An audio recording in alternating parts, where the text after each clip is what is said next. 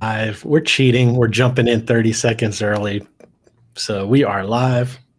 I'm pulling up my Instagram because I know there's people with some questions on there. So doesn't Laurie's hair look great tonight, everyone? I teased everybody on our Instagram story. Third episode, and her hair changes each episode. You're running out of styles. Well, not really. I could switch it up even more. Well, you have the curly. That was last week. The first one was straight, kind of back. Mm-hmm. Next week, we're going to have a guest, I believe. So maybe I might have a hat on. I might have a hat on next week. For real? Okay. Maybe. I don't know. We'll see. Mine's another look. Yeah. Look at this. This is what you gotta love. Here with my hoagie. I forgot to ask Paul how he pronounces Hoagie because I could say hoagie. That's New York, but he may say hoagie. So, Paul, thanks for hopping in. Really enjoying your stories. I know you had a nice weekend. Looked like with family and stuff. So thanks for doing that. Patrick, why hello? Yes. Patrick Murphy sent me to say hello and light up that. Thanks, Patrick. Enjoy his lives. Follow him. He's very entertaining for sure. Good stuff. So Laurie and we are going to jump right into it. I teased on Instagram earlier. I said, "Is reselling all unicorns and rainbows?" And I didn't tell anybody yes or no. So we're going to have to ask.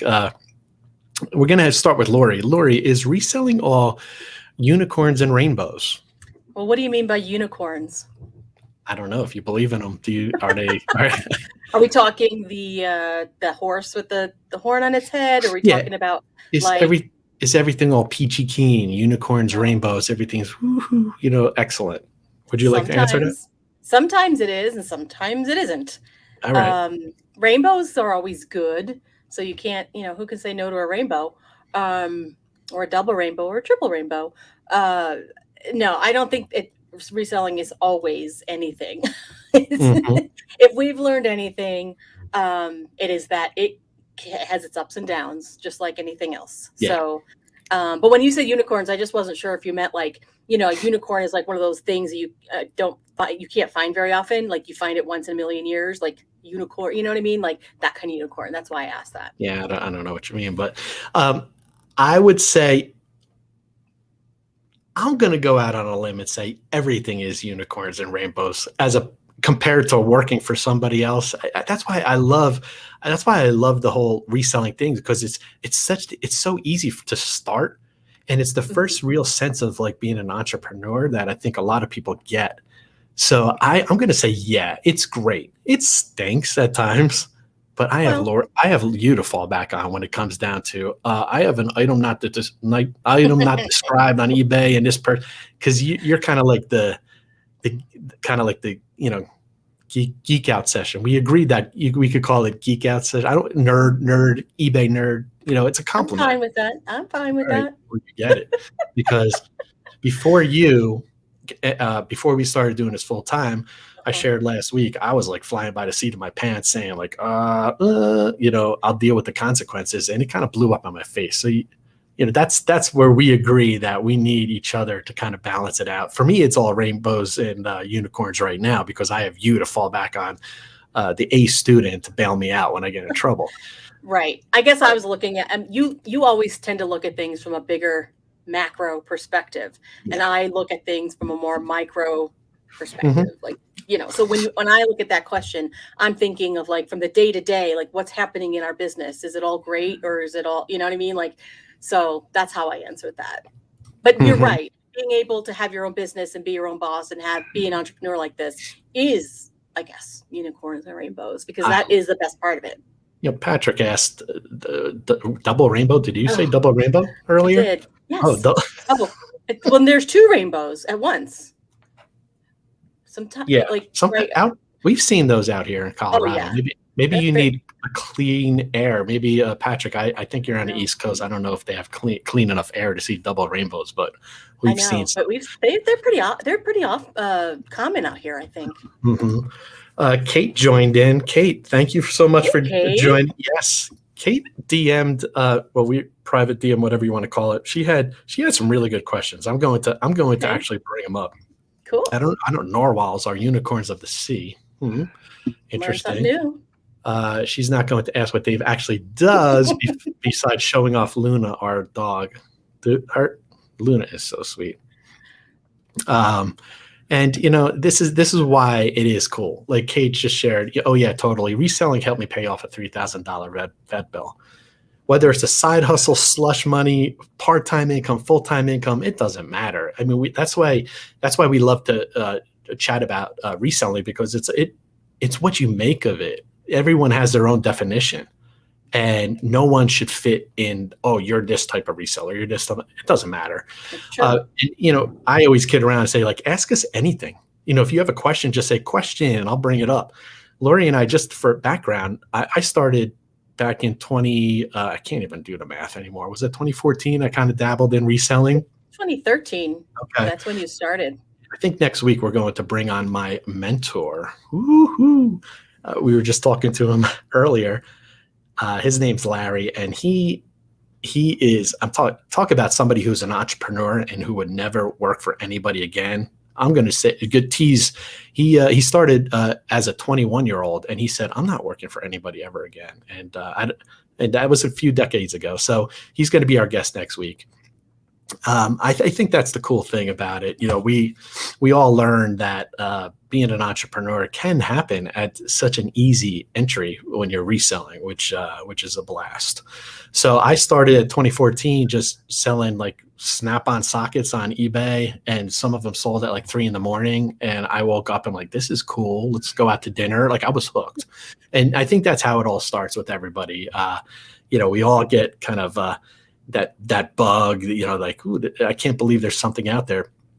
I've been posting a lot on Instagram stories this week, Laura. I went to the bins 8 days in a row. I mean, it's that's nuts. Is that a record? I think so, because I normally don't like it doing that.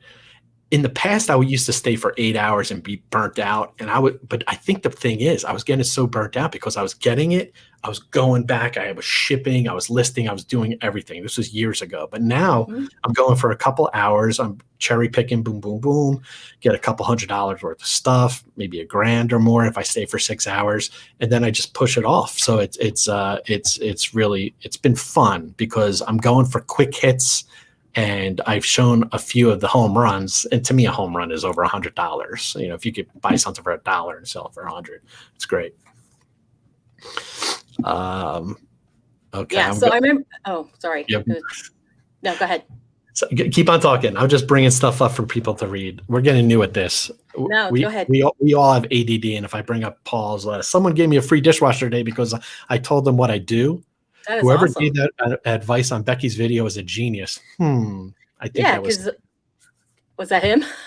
I think so.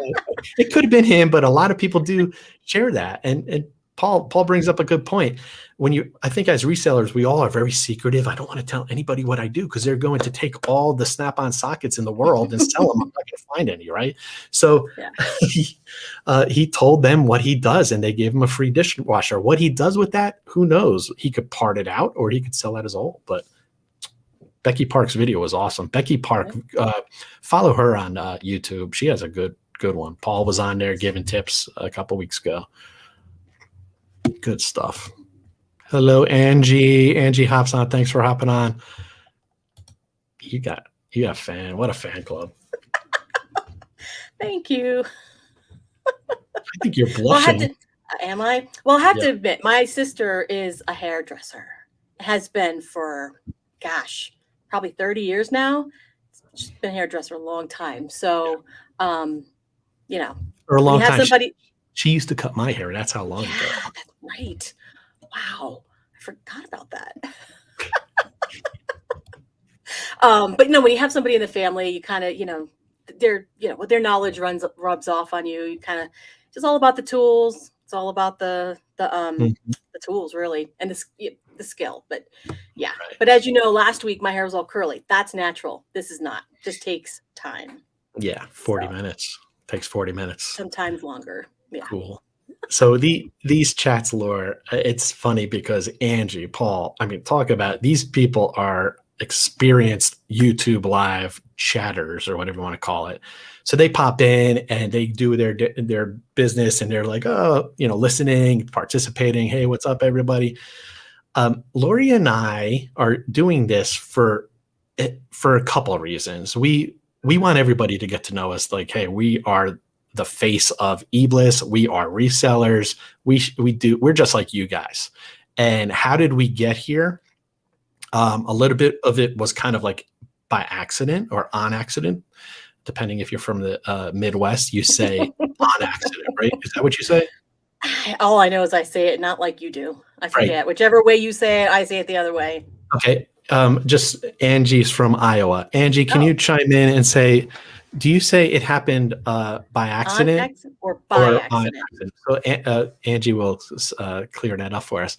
But, our reselling careers happened by accident. I stumbled upon it. I realized, hey, let's try to make this into a part-time income for me. And then it became a full-time income for me.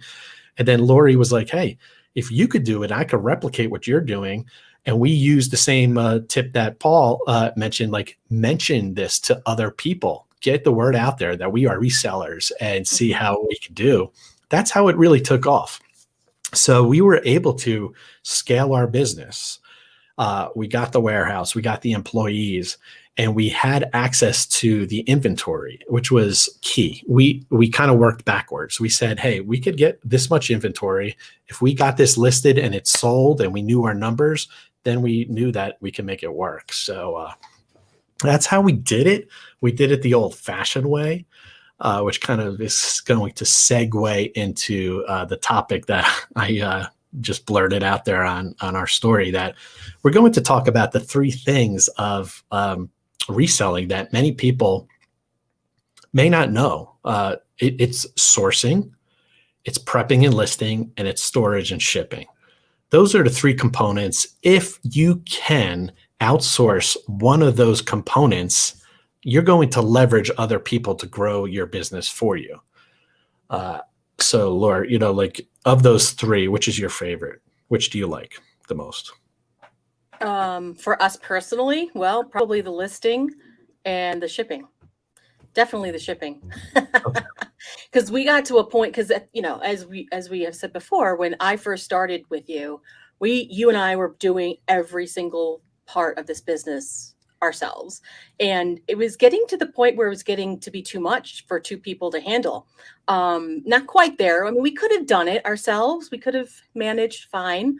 But we couldn't have grown. We couldn't have increased our inventory to the point where it would be creating that the income that we were looking for. So we had to hire somebody else to do some of the stuff that we were already doing ourselves.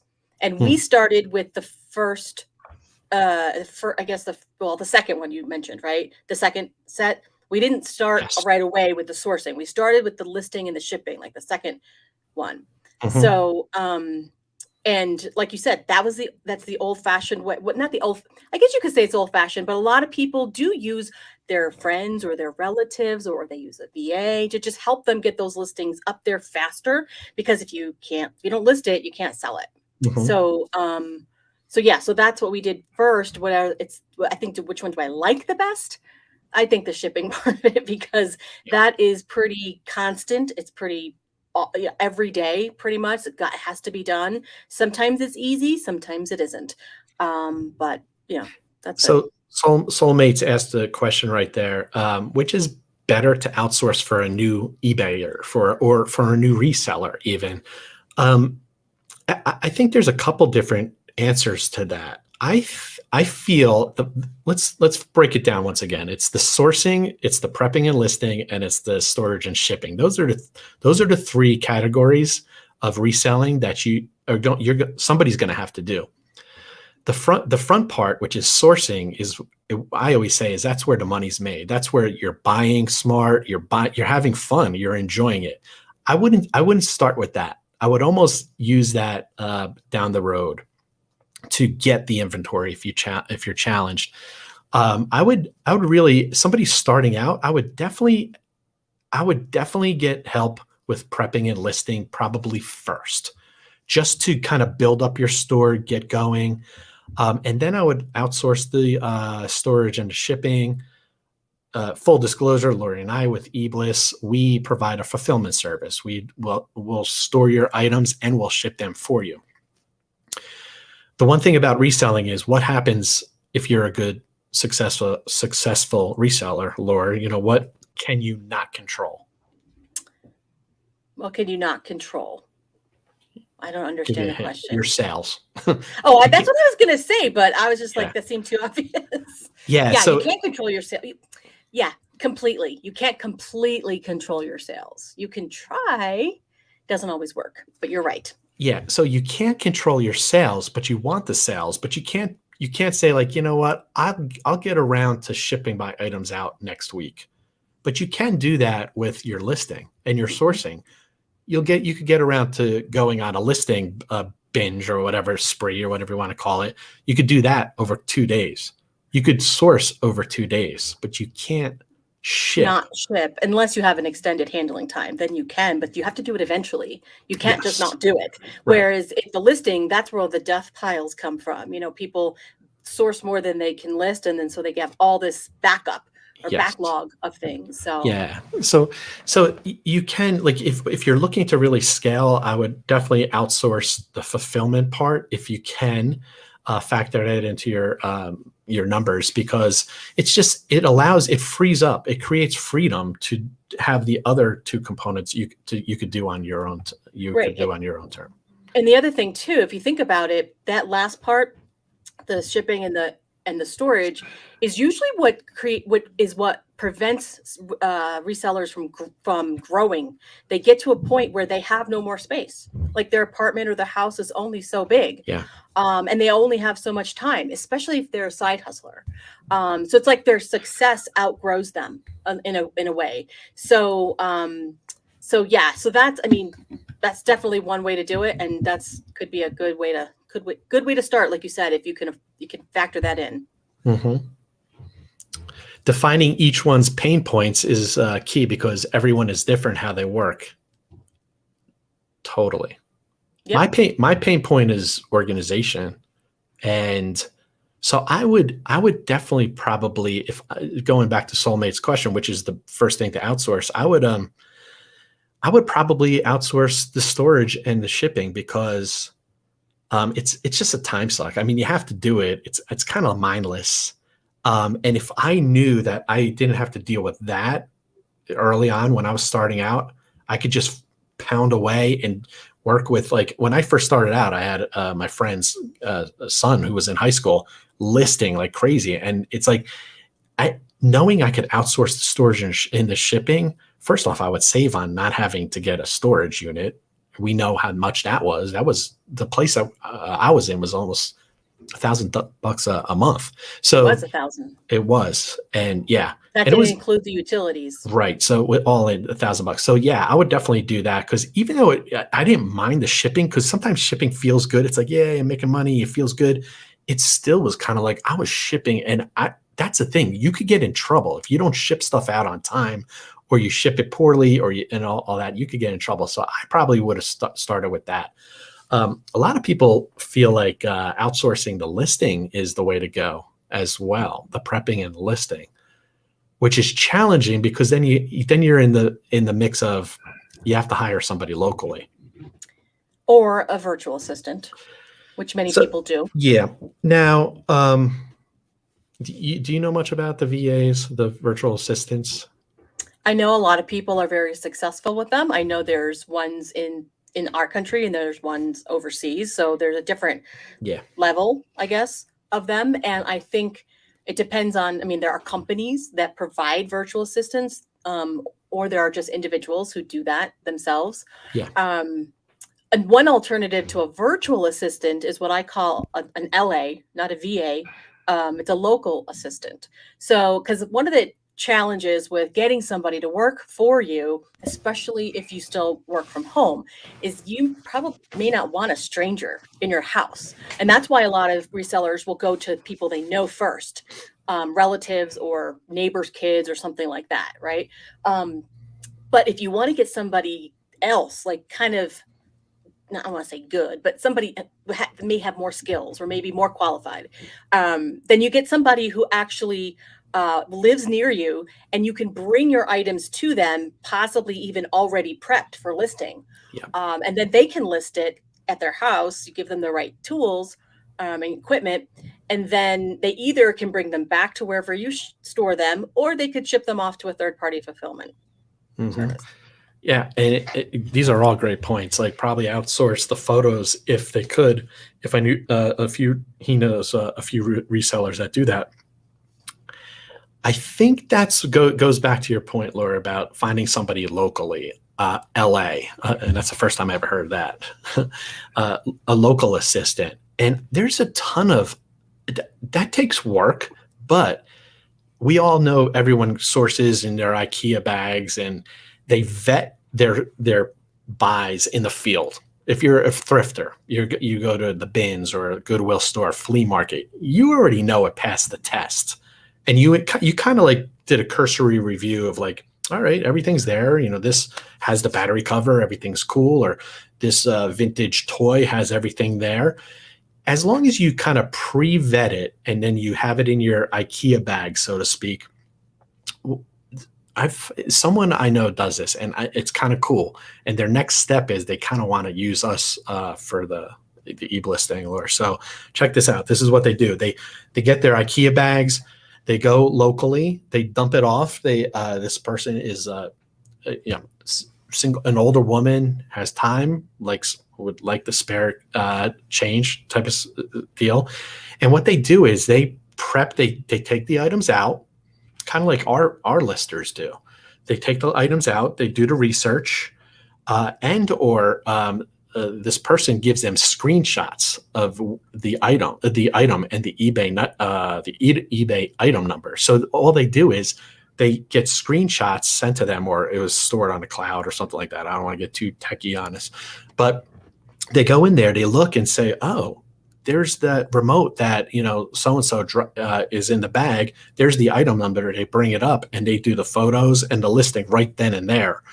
And then what happens is, like a week or two later, the listings will be pushed live on eBay and the guy will come pick them back up. But what he wants to do is he wants to have those items boxed at the LA, the local assistant, and have shipped into us. So he doesn't even have to touch them. So he sources, he kind of pre-vets them, he dumps them off in IKEA bags. The LA listing assistant is going to do the listing, schedule them, and put our e-list stickers on there and stuff, get them all scheduled on eBay, put them in a bag, and then have them put them in a box, I should say, and have them sent in UPS to us. Yeah, that's so like the best case scenario for somebody, if they can find somebody locally. That's the key. And like Horizon Picks just said, like he would love to have somebody else. He would love to outsource the photos. Yeah, if you're going to outsource the photos, have outsource the listing too. And just to share, I think you could get that done for under $3 a listing. Probably. You could probably get like two, because we know that listings you could probably have a lister take photos, prep, and list, probably do six to eight an hour. So anywhere from $2 to $3. There you go. I mean, it's like $20 an hour. Who doesn't want to? It's worth it. I'm telling you. Like for anywhere from $2.50 to $3 a listing, get it done, and then they could use like us for the back end. It could definitely work. So definitely something to consider. And I think you spoke to somebody in Atlanta, didn't you? That may do that, might use us. Yeah, I believe so. Okay. Mm-hmm. Same lines. Yeah. You don't want to. Yeah, I mean, go ahead. Sorry, I didn't hear what you said. No, just somebody may do that you spoke to as well. They want hands off. They don't want to take the photos. They don't want to do the listing. They don't want to do the shipping. They're actually going to they're going to use us to take their pictures, which we do. If that's if somebody, that is an optional thing that we do. So that's what they're looking to do. Okay. All right. So there we go. So we have sourcing, we have prepping and listing, and we have storage and shipping. So we just spoke about the prepping and listing and the storage and shipping outsourcing. So just to put a dollar amount on that, if let's just round up to $3 for somebody to do the prepping, the photos, and the listing, $3 an item. Then you outsource the storage and the shipping to eBliss, which is $5 an item. Right there, $8. Okay, you're in cost-wise to outsource everything except the sourcing. Now, the sourcing, assuming you like to still do it, keep on doing it. I made a post yesterday. Never stop sourcing. Just source. Seriously. Well, the only reason we had to outsource that was because we needed the volume. Like there's only so much one person or even two people can actually get at any given time during the week. And if you grow your business to the point where, I don't know, you're selling 10 a day, let's just say, that's 70 a week. You have to replenish those 70 a week. Right. If you want to maintain where you are. So that means you have to find it. Now, 70 a week may not be maybe fine for one person, but what if you have to sell 170 a week? I know. Like, and we were. Right. So 170 a week is not feasible for one or two people to find, at least the way what we are sourcing. Now, we're sourcing thrifted used items. If you are doing retail arbitrage, maybe that's not the case. I don't know. You can probably find, more things easily, maybe than we do. But that was our experience. So that's why you had to find other people. Yeah. Plus, it was kind of good because they were already there. They were there with you, and you kind of trained them to know what you liked, what we sell, and it was pretty easy for them to find it when you weren't there. They were sort of picking for you. Yeah, and that's the last thing. We outsourced for Laurie and I to maintain the volume that we do. we have to outsource our sourcing too, with the thrifted and the used items. As Laurie mentioned, I developed a lot of relationships over the years with people that would pick, and they also would sell at flea markets. And I would say, hey, I'm looking for these type of items. Can you stockpile these for me and I'll buy them in one clip? And that allowed us to, what was coming out of our funnel, which was, call it 150 items sold a week, average selling price $40-ish. We had to replenish that just to maintain our business. If you neglect replenishing what you're selling, you're going to have real peaks and valleys and volatility in your reselling business. So we were replenishing the 150 we were selling a week, like for a year and a half constantly. And our numbers were so predictable. And our inventory turnover rate, our sell-through rate was how much? It ranged from, it averaged about 18.5%, maybe close to 19%. Okay. Yeah. So that's Laurie. She knows our numbers. That's why, to me, it's all unicorns and rainbows. If somebody's like if she's doing the grunt work like that, it makes the fun part, which I was doing, the sourcing and stuff, a lot of fun. It's funny because I did it with you for, I don't know, maybe 2 years. I forget how long it was, but I never found it as fun as you did. Yeah, it's always fun. Interesting point. Can you read that, Laura? Sure. It's totally advantageous to ship from Colorado to Cali or Texas compared to coast to coast, especially for fragile and heavier, less breakable stuff. That's what we found too. Yep. Since we're pretty centrally located, not exactly, but better than being on either coast. If everything's equal, that is, we do find that our shipping rates can be a little bit more, I don't want to say tolerable is not the right word, but less evened out, I guess is a better way to describe it, because we really don't have a true from one coast to the other. The farthest, I think, that would be like Maine or New Hampshire or something like that. That's probably the farthest away. So, yeah, especially, for fragile and heavier, that's definitely true. Yeah, we definitely found that. I'm going to go back.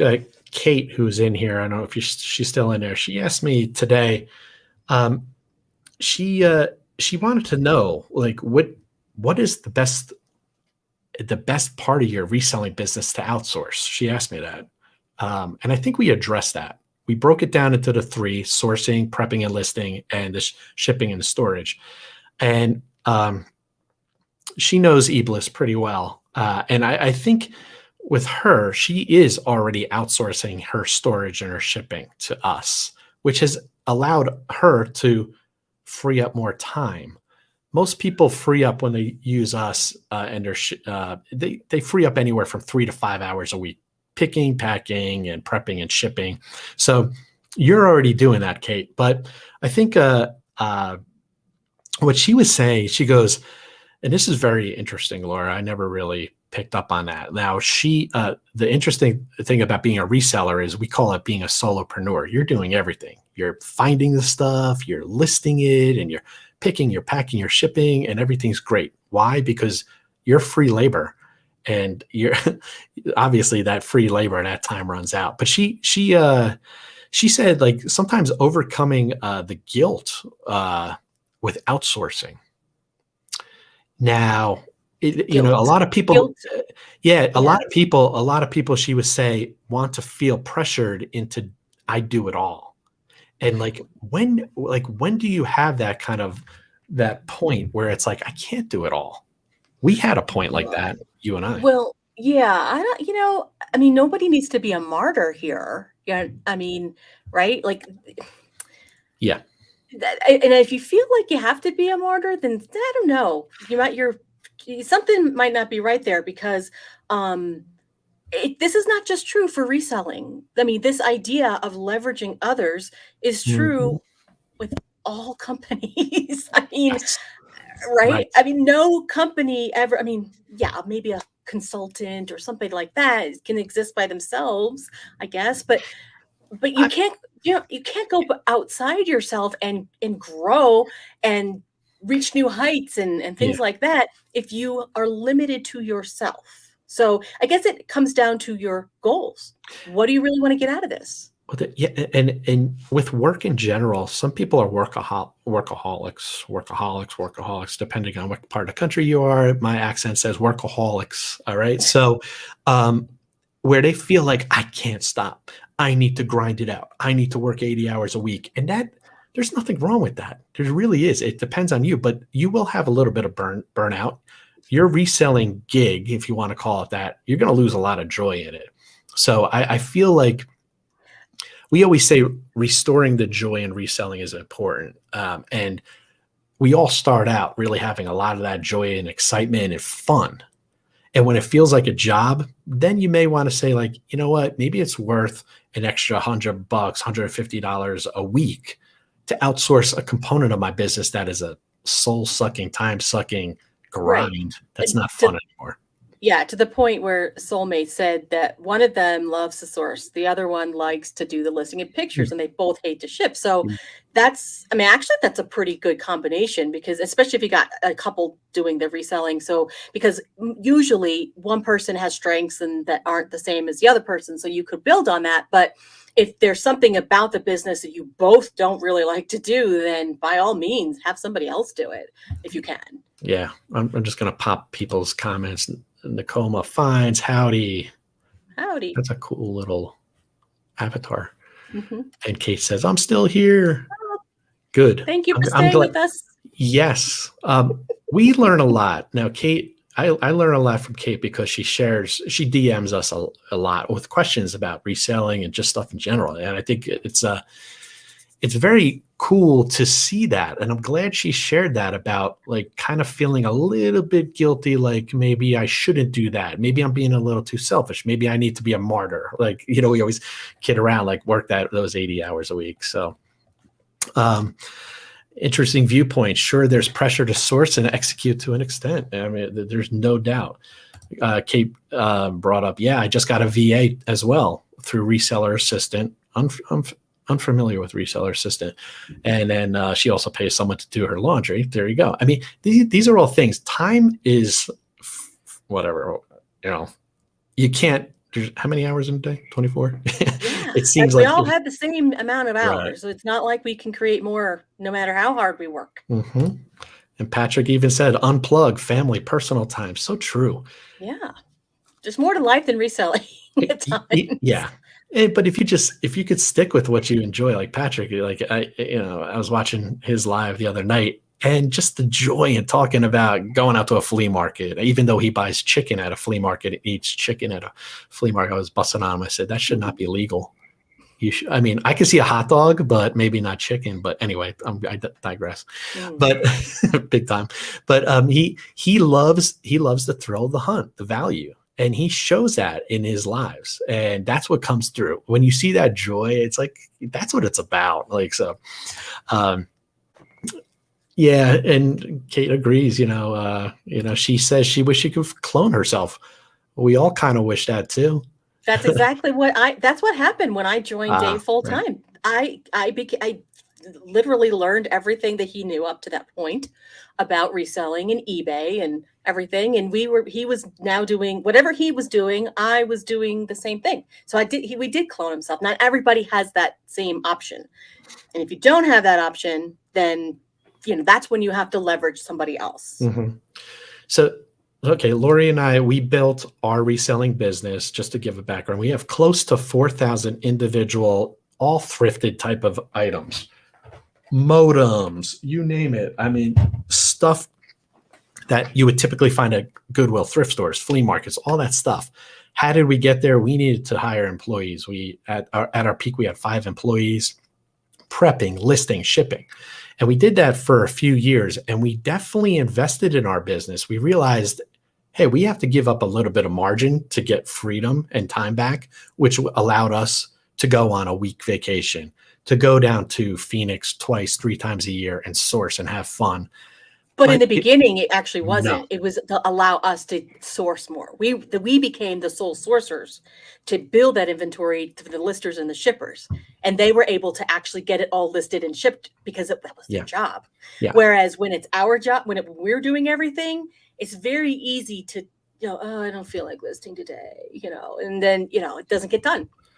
Mm-hmm. So, but it's a very different situation when that's their job to do it, and you have expectations, and if they don't do it, they don't have a job. So it's a very, very different dynamic when somebody else does those tasks. Yeah. And it was difficult. And hiring employees, getting the warehouse was very difficult. Now, during that time, we know that many people hire a local high school person or somebody else to help them with listing and stuff like that. That's great. But we determined at that time, it's like, well, what about the storage in the shipping? Is there an Amazon FBA for thrifters?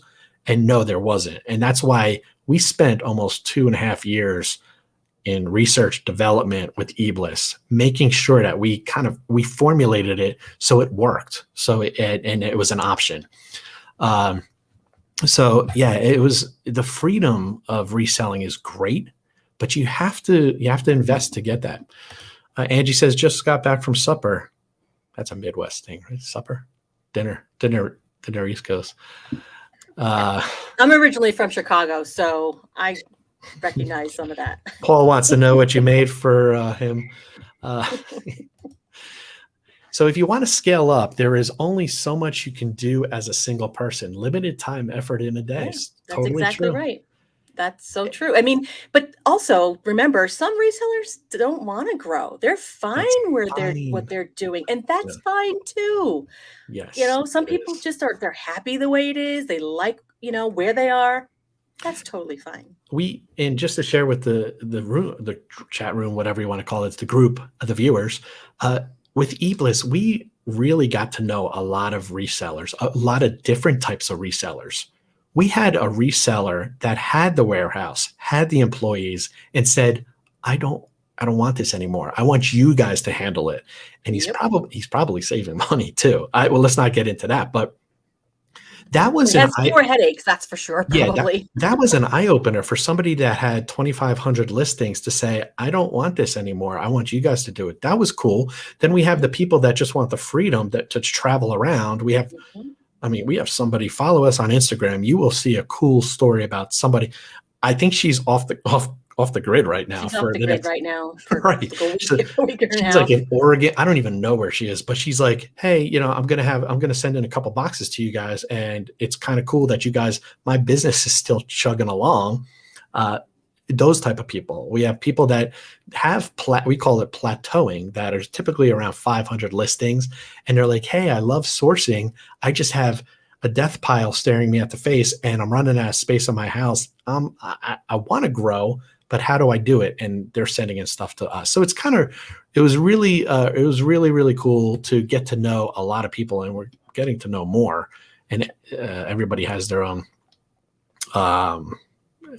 story. I get my ADD kicks in with these comments. What should I be doing? Pulling them in. Hey, now half price is my reward. Look for the hard work at the flea market. That's true. He looks forward to the flea market, but that's work too. But it doesn't feel like it to him, which is kind of cool. That's what's always neat. Everybody thinks that they have to feel the pain, the grind, and I don't think that's the case. I don't know if this is I think he's lying. He's being sarcastic. Oh, because he lives in Philly. That we picked up on that sarcasm, right? Yeah. And then, all these little side chats, yeah, and it's beautiful. Half price chicken at the flea market. Is that cooked chicken or not cooked chicken? It's cooked. He made a post that he you just don't want day old sushi at ShopRite or wherever you are in the country, Safeway. You better eat that half price sushi real quick. Number one fan right here. Oh, thank you. Number two fan right here. Oh gosh, my goodness, you guys. I might be blushing. That's not good. Yeah, even though he did get some sun the other day. That's true. Horizon Picks, totally agree. Working to raise his price per item compared to quantity because he's a solo, and that's a good point. Totally. Yeah. Totally. Yeah, because you're going to do the same amount of work for a higher priced item, probably, that you are a lower priced item. Yeah. So which one are you going to get the most benefit out of? Because I remember when you started out, Dave, your floor was way higher than it is now. Yes. Right? I remember you used to have you wouldn't buy anything unless you could sell it for at least $50. Yeah. And then we called that let's move downstream. Mm-hmm. Remember, we're like, let's move downstream because we have the support, we have the staff, the infrastructure, right? Yeah. Which we had to invest in. So now that afforded us the luxury to move downstream. Now we share with our eBliss clients, it's like, hey, you could send in whatever you want. That's your choice. But from a business standpoint, we typically say, like, try to keep your average selling price around $20 because we are assuming. Now, once again, I mean, if you get stuff for free, your average selling price could be like 15 and you could be fine. But or if you're really not, and your margins are not you're not worrying about making a certain percentage or amount on each sale. Right. Number 3 fan right here. This is getting really rough for me. I'm sorry, Dave. I used to have good hair. I used to spend 50. Oh, we should bring a picture one time. We should put a picture. Okay. I used to buy Paul Mitchell Mousse, $15 a bottle. This is back in early 90s. It's probably like $29 now. Horizon Picks went to Rutgers, so he knows how important. Yes, he knows how important having the mousse, and then I used to have a little bit of gel just to keep it, whatever. We have to bring them. Anyway, but it's just that's the thing. We tell going back to what I was saying, we tell our eBliss clients, average selling price, at least $20 to work with us, and because we're assuming that they have a 20% cost of goods, but they may not. They may not. Right. Yeah. So, but if that's what we strive for. So we want everybody to make a profit on every sale. But if you're like, hey, I don't care, I can make $1, $2, $3, but I'm getting my freedom and my space back, it works for them. Also, it doesn't. Some people don't profit on every single sale. You could profit a lot on some and hardly any on others. And if it just averages out, then you're ahead. Mm-hmm. So that could be worth it to outsource it for you. Yes. No, I know. She needs to make that money to feed her cats. I love it. That's so true. And then, a lot of razzing going on. Everybody likes to razz each other. This is what it is. If everyone got together, would they be so nice, or would they be razzing each other in person too? I think there'd be even more razzing in person. And Kate says she's just here to roast Dave, which is true. She roasts me. She DMs me. She goes, "Does Laurie do all the work while you're just having fun, posting your Instagram stories and taking photos of Luna and posting it?" Yeah. No, unicorns. Dave works. He just works differently. What does that mean? Just you do different things. That's all. I do different things. Oh gosh. And Paul says he never razzes ever. Mm-hmm. Big lie right there. I see it all the time. So Angie said she just got 3 boxes of dishes off the curb today, which is, dishes. Some people like that. Those they really get into the patterns and the intricacies, or being able to have that one piece that nobody else has and somebody wants.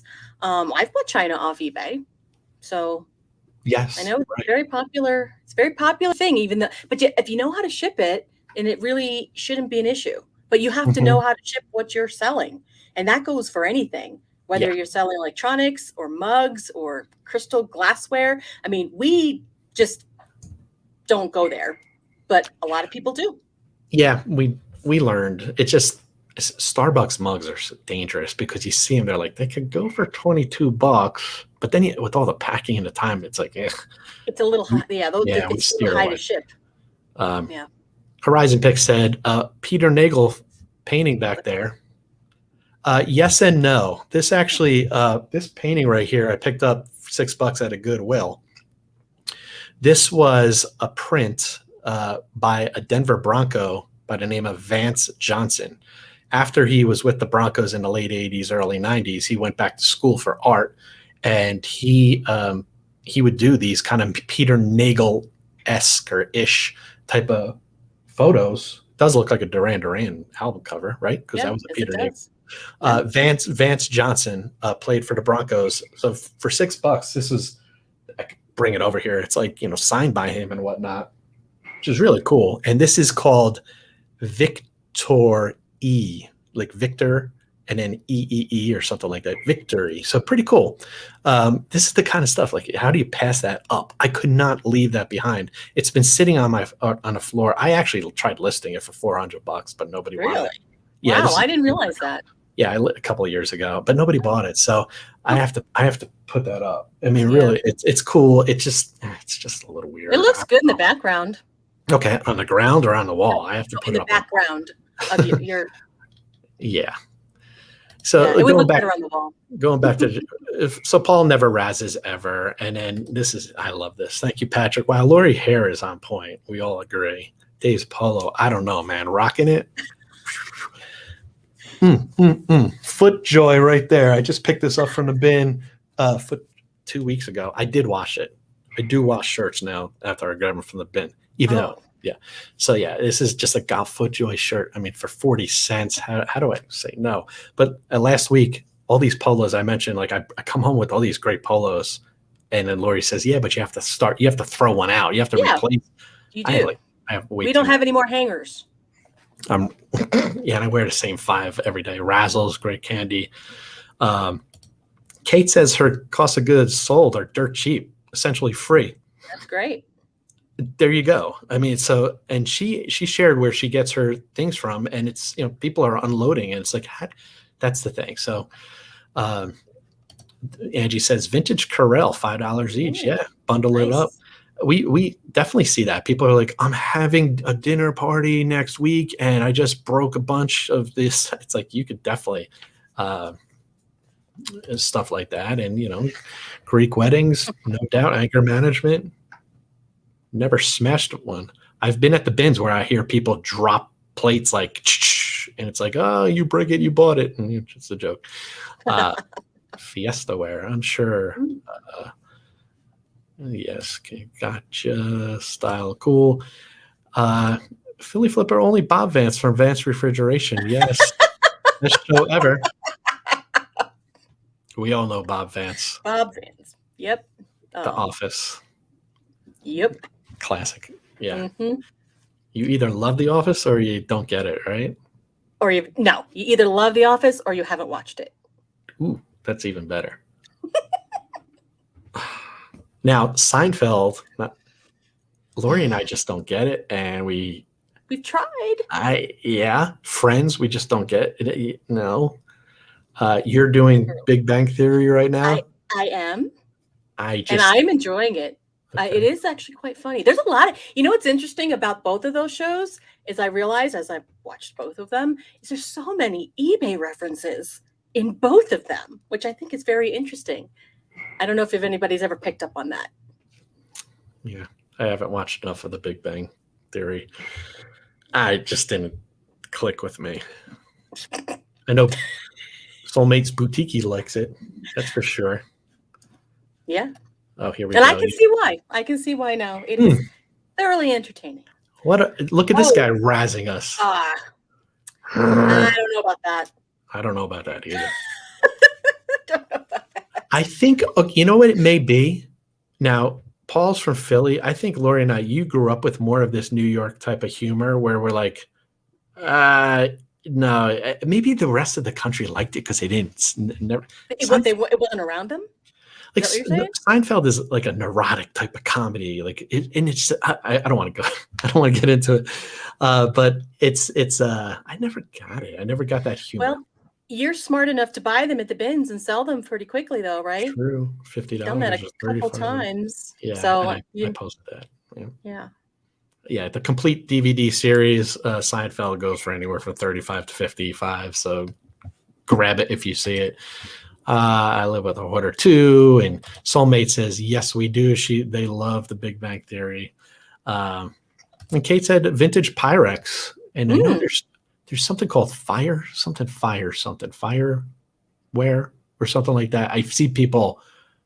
I'm kind of embarrassing myself. Somebody's gonna chime in and say it's fire. It's not the purple Pyrex, is it? No, there's a green stuff called like Vaseline glass or something, but there's fireware or something. Somebody else bail us out. That's not our niche, so I don't know. Nope, not a Fire King. There you go, Fire King. Oh, there you go. Thank you. That's why reselling is beautiful, because you have Horizon Picks who knows that, and I would walk right by it at a flea market. I would write Goodwill. I'd be like, is it fragile though? I assume. It is. Yeah, it's Fire. Yeah. It's just vintage stuff that people love. So Angie, look at it. It was the first. Oh, I think Angie actually beat Horizon Picks. But yeah, it's eBay is everywhere. You know it. So it just, you got to stay with what you got to keep on loving what you do. Like Paul said, tell people what you do. They'll bring you stuff. I actually had somebody call me today. He says, I'm not sure if you're still selling on eBay, but I have a ton of junk. I don't know what to do. What was their stuff? That's the problem. Was it stuff we sell or no? Probably not. I think consignment, Laurie and I, we dabbled in the consignment thing a while back. So you're managing their expectations as well. So they know what they bought it for. They have this inflated price, like, hey, I bought it, I bought it at this and all this stuff. If you're hurting for inventory, which we're not, see, that's the thing. I think you and I, with our reselling business, we kind of said, we have to, let's just maintain it. We don't want any, we don't want these wild rides of tons of inventory coming in, or we don't want to invest in a ton of inventory. We're maintaining it so we can work on eBliss, and Laurie's side behind it. So we could work and devote a lot of time on eBliss. That's where our focus has been. We're kind of like in maintenance mode, and we're still selling. I mean, we're still selling close to 8,000 items a year, probably. I mean, who knows this year? It's been a rough couple months. There's no doubt about that. That is true. Yeah. I hope the light switch goes on September 1st and things start turning around. Sally, hey y'all. Hi y'all. I hear you. Yeah, it's like it's just. I think I think it will. I think everyone talks about the summer slowdown and stuff. It's just I just Summer's think almost over, right? right. I hope back to school. We're selling more calculators. I noticed that. That is true, and eye T clickers. So I T guess what? T Oh, I sorry. no TI-83 plus calculators actually 2 years ago, because last year nobody bought them because all the kids were at home. They were selling for like $34 ish. Now they're selling for like 22. Wow, really? Yeah, yeah. Yikes. We have, I hate to say it, but we have like almost well over 100, not even listed. We have probably 30-ish listed and 100 in bins ready to go, because last year I stockpiled them because that's what I did. Wow. Yeah. And they were cool. It's like money. It's like, I'll buy them for 10. I was buying them for $10 at flea markets like for the last year and a half. Now they're selling for 22. Still, so now you can't buy them for $10. No, I know. And people are like, hey, and I'm like, yeah, and I can't do it. The TI-84 are good. There you go. TI-83. Was it a TI-83 or TI-83 plus? Yes. And with the silver edition, or is that the 84? We only sell the plus. the 84 is the silver edition. Oh, then you have the 89 titanium and all that stuff. This is what we do. It's like it's like crazy Geekville. I love it. Yeah, so it's so we're noticing that things are picking up a little bit with back to school with the calculators, which is always fun. It's always fun to see those trends each year. We used to sell eye clickers. Those I don't know if anybody knows them. They used to be decent, but now kids aren't really. It's mostly. We've seen an uptick in those the last couple days. I guess some colleges are back in session in person because that's what they need them for. Yeah, the eye clickers were weird because I think when you're probably in a classroom of like 100 plus people, it was like some remote, like every eye clicker was registered, so the student would have to answer accordingly. Yeah, that was weird. They didn't have those when we were in college. I don't recall. It was just a regular one. He has a few, the white one and the teaching add-ons. Oh yeah, so there's all these things. I did not show any mini haul items, but I'm going to share a little weird thing that we'll bring it up right here. These are called Scotty peelers. And I have one right here. These are pretty cool. Takes price tags off items really well. People that sell retail arbitrage, people that go to Goodwill stores, retail stores. The best thing to do is when you have that price tag on, typically what I notice is I just spray a little bit of Windex on the price tag, and I let it just sit in there for like probably a minute. And I take this thing. It's like a little scooper. It's like a little spatula. It's like a little tiny plastic spatula. Yeah.